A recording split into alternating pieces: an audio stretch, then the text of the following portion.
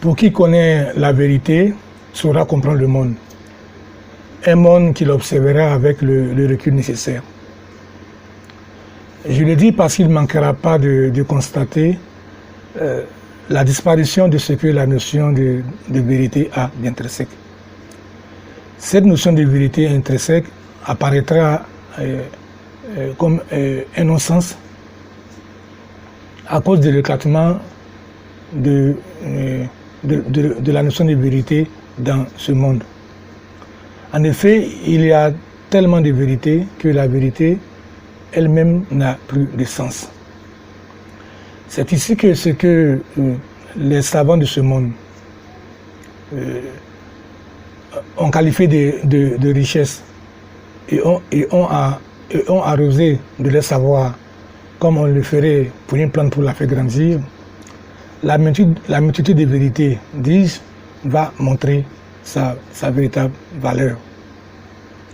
Ce que le monde considère comme valeur, c'est le non-sens dans lequel le monde est installé, devenu incapable qu'il est d'accorder aux choses de l'existence et à l'homme leur véritable sens. Puisqu'il n'y a plus de sens vrai dans ce monde, le sens que le monde accorde à la puissance ne peut plus être ce que la puissance signifie en tant que telle. C'est ainsi que l'homme a perdu sa valeur et sa réalité pour une réalité autre. C'est pourquoi j'ai dit qu'il est important de comprendre que les décisions qu'on accorde aux hommes du monde d'être les auteurs ont leur racine dans l'éclatement du sens de la vérité. La destruction commence par la perte du sens de la vérité, perte qui consacre la perte du sens à donner à l'homme et à son existence. C'est la raison pour laquelle, contrairement à ce que inspire la peur et la désolation, devant tant de destruction, on a la preuve, on ne peut plus clair de l'action créatrice de Dieu, qui se voit entièrement révélée par la mission rédemptrice de Jésus-Christ. Alors, que Jésus soit solution peut être justifiée par la proclamation et l'affirmation d'une vérité unique et unifiée pour l'existence en général et pour l'existence de l'homme en particulier.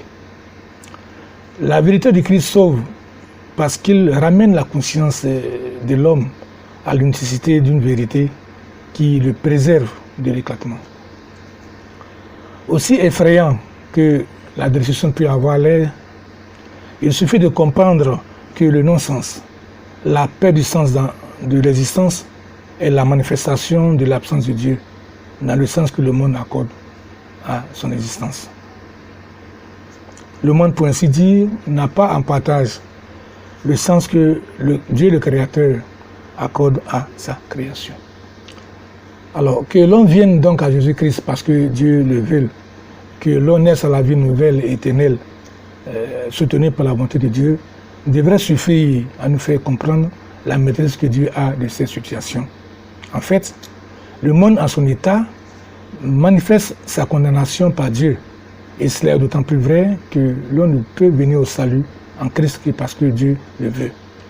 J'ai pu dire que la puissance en tant que telle est de permettre le salut. Alors ainsi, n'ayant pas de puissance, les hommes de ce monde ne peuvent espérer au salut.